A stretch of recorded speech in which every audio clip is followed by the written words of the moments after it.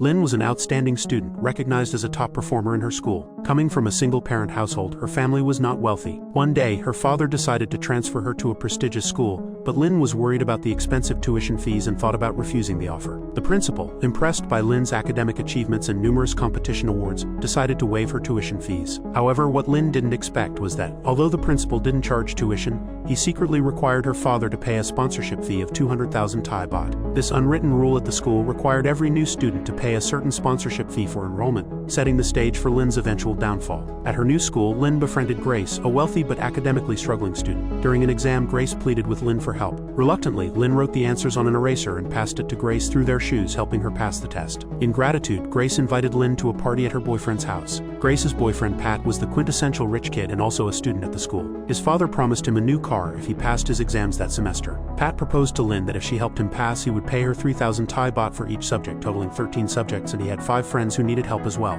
If Lynn agreed, she could earn a total of 234,000 Thai baht, alleviating the guilt she felt for the financial burden her father faced due to her school transfer. The challenge, however, was how to safely pass the answers to everyone. During a piano session, Lynn discovered she could use different piano gestures to represent answers A, B, C, and D. She gathered everyone and explained the meaning of each gesture, specifying that she would skip every third question and that non-multiple choice questions would have to be answered individually. This strategy ensured that everyone's answers and scores wouldn't be identical, significantly reducing the risk of detection. On the day of the exam, Lynn finished her paper early and started signaling the answers with her fingers on the desk. Everyone else quickly jotted down the answers, passing one exam after another, and Lynn earned a significant amount of money. Over time, word spread and more students joined in, making the operation increasingly successful. However, during one exam, everyone was waiting for the answers as usual, but soon discovered the exam had A and B versions, splitting the students into 2 groups. Panic ensued among the students, especially those sitting near Lynn, who urgently asked her what to do. Lynn told them to stay calm while she figured out a solution. Bank, another top student in the school with excellent academic records, witnessed this scene. He thought the student next to Lynn was cheating by looking at her answers. After finishing his paper early,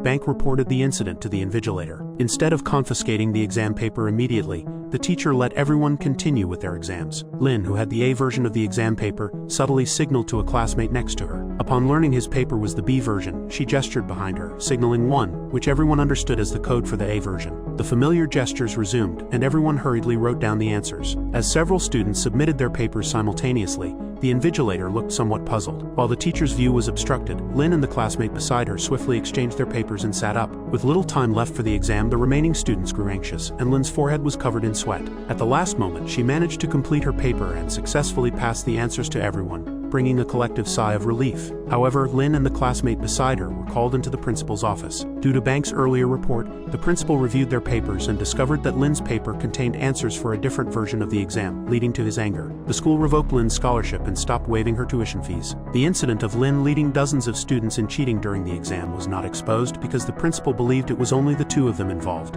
and did not investigate further. Lynn's father was furious and severely reprimanded her. Pat's parents, noticing his significant academic improvement, decided to send him and Grace to study in the United States. This posed a dilemma for them, as they needed to pass the stick exam to study in the US. Knowing they couldn't pass on their own, they approached Lynn again, offering 600,000 Thai baht as payment. Unable to resist the temptation of money, Lynn agreed once more. She thoroughly researched the stick exam, and found it was conducted simultaneously in multiple countries worldwide. Due to time differences, some countries would start earlier than others, with Sydney, Australia being 4 hours ahead of Thailand. Lynn decided to fly to Sydney to take the exam first, then send the answers back via her phone. For safety, she needed to memorize the answers but could only remember half. So they approached Bank. Bank was honest and kind-hearted but came from a poor family, relying on his mother's earnings from washing clothes after his father's death. Tempted by the substantial payment offered by Pat and his group, Bank eventually compromised. To maximize earnings, Lynn and her team decided to sell the answers to other students taking the stick exam. Soon many students approached them, expressing their need and paying the fee. Lynn and Bank flew to Sydney.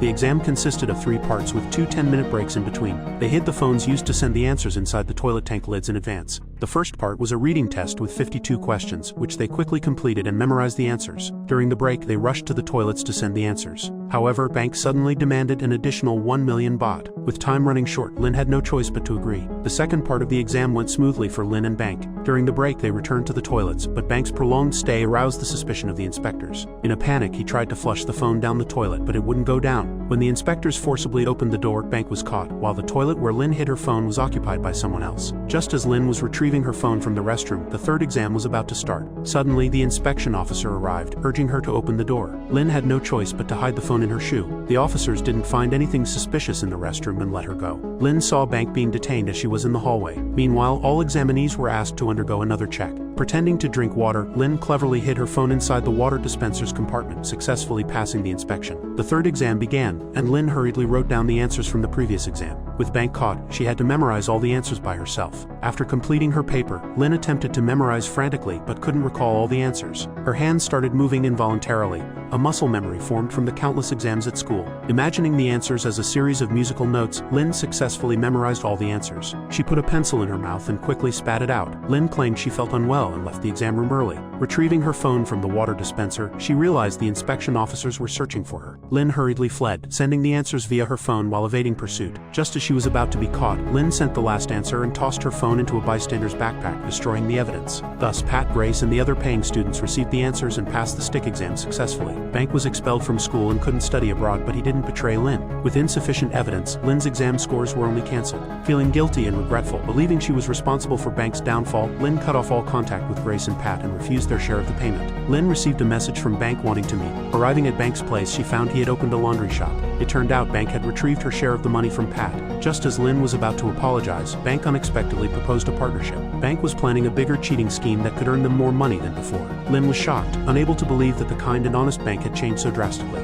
Lynn firmly declined. Bank threatened to expose the stick exam cheating scandal, implicating not just Lynn but also Grace, Pat, and all the benefiting students. Lynn ignored his threats, walked out the door with determination, and eventually, with her father's support, she turned herself in, confessing to all her cheating activities in the stick exam. Thanks for watching.